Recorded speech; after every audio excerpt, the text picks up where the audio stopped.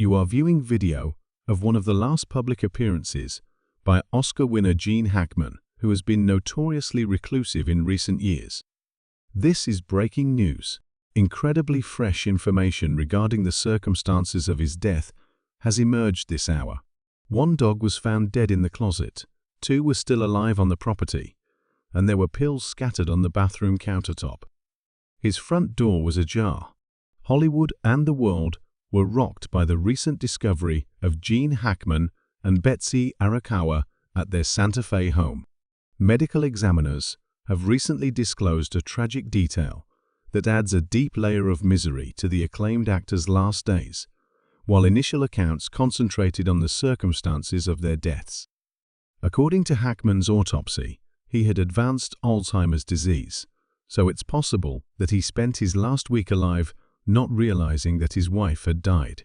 He may have experienced the trauma of discovering her unresponsive, then forgot about it, and then discovered the terrible scene again and again, a phenomenon that experts call living in a dream. The depressing find during a wellness check on February 26, the security workers at Santa Fe's premium gated community discovered something disturbing through the windows of Gene Hackman's apartment. His 95-year-old Oscar winner husband and Betsy Arakawa's 65-year-old wife were found inside in separate sections of their home. Both were discovered in advanced stages of decomposition, suggesting that they had passed away days earlier, according to official sources. What seemed suspicious enough to warrant an investigation soon turned out to be a more complicated and tragic situation. His cane and sunglasses were found near Hackman's body in a mudroom next to the kitchen, indicating that he had passed out while walking about his house. There were tablets all over the counter next to Arakawa when they were discovered in the lavatory. Xena, one of the couple's 3 dogs, was found dead inside a cage close to Arakawa's body, however. Bear and Nikita, the other 2 dogs, were found alive and roaming the property, adding to the tragedy. What happened in the couple's isolated $3.8 million home, where they had lived in seclusion for decades, was immediately put into question by the site. A squad led by Santa Fe County Sheriff Adan Mendoza searched the property extensively, retrieving 2 cell phones, thyroid and blood pressure meds, and a monthly calendar.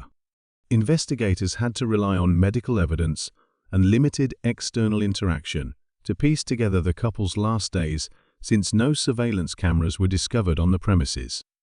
Despite the peculiar circumstances, the absence of indications of forced entry or struggle led the inquiry to focus on natural causes, ruling out foul play. The couple's extreme secrecy was on full display during the inquiry. Guess everyone here gets that they were a very private family and extremely private people, as Sheriff Mendoza put it. An overview of the medical timeline. Dr. Heather Jarrell, the chief medical examiner for New Mexico, came up with unexpected conclusions regarding the couple's deaths after conducting a thorough investigation. Rather than passing away at the same time, the autopsy results showed that Hackman and Arakawa had died about a week apart, which painted a terrible picture of Hackman's last days. Hantavirus pulmonary syndrome is an extremely rare respiratory ailment, with a death rate of 38 to 50%. The medical examiner's report states that Arakawa most likely passed sometime around February 11, the last date she was known to be alive in town. The state's public health veterinarian, Dr. Aaron Phipps, said that although the primary occupants posed little threat of hantavirus infection, other buildings on the property had evidence of rat infestation. Infected rodent droppings, urine or saliva can spread the hantavirus, which causes flu-like symptoms at first, but quickly worsens. According to Dr. Jarrell, if no medical treatment is administered, a patient at that stage can die within 24 to 48 hours. He said it was not uncommon to see someone lying on the floor after what would be called a terminal episode, and he speculated that this might have been the situation here. Approximately 1 week later, on or around February 18, Hackman passed away, as shown by the final recorded activity on his pacemaker. The main cause of death, according to his autopsy, was substantial heart disease.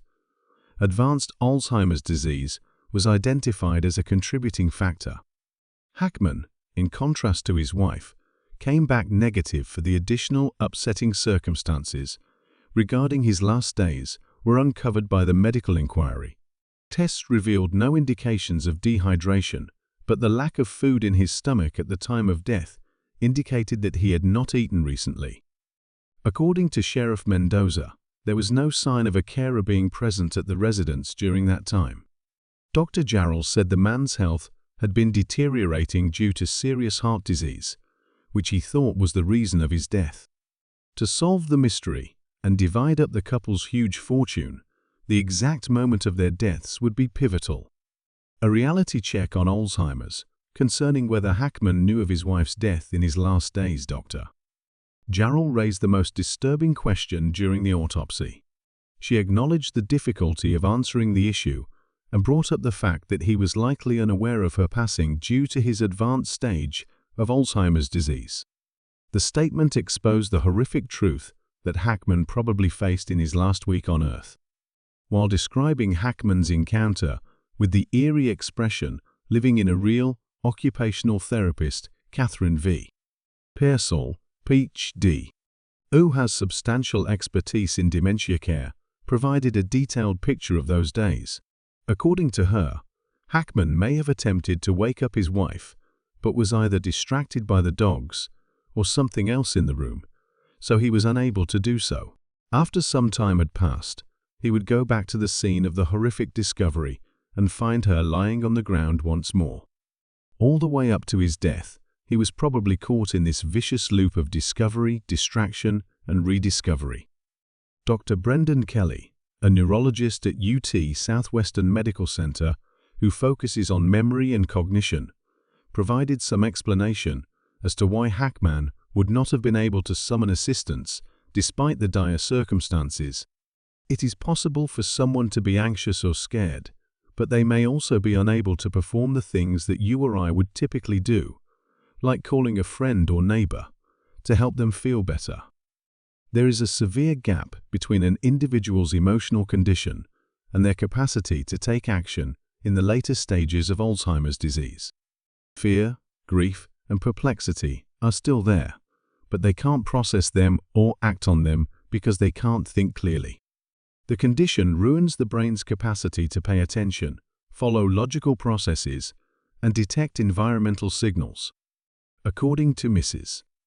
Pearsall, who went into further detail, those suffering from advanced Alzheimer's disease frequently have a loss of sensory perception, making it more difficult for them to discern when it is time to eat, sleep, or bathe.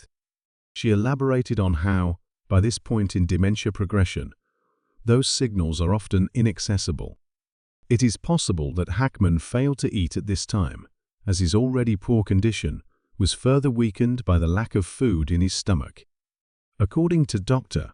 Kelly, a negative spiral of cognitive function occurs when Alzheimer's patients miss meals, which in turn increases their agitation and confusion.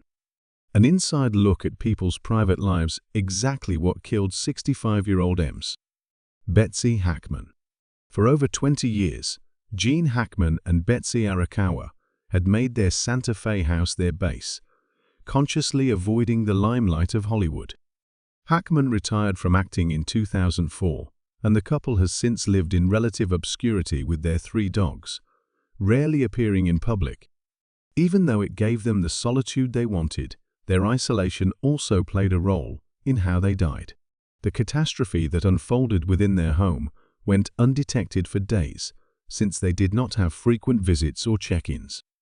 Jeffrey Gomez, a resident of the area, expressed his deep sadness about his prolonged period of solitude.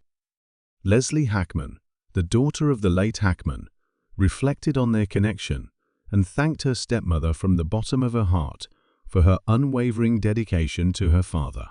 She gave Betsy the credit for her father's good health and longevity, saying that Betsy had a profound affection for him and had his welfare at the top of her list at all times. The moment has come for you to respond. When you think of Gene Hackman, what comes to mind? Tell us in the space provided.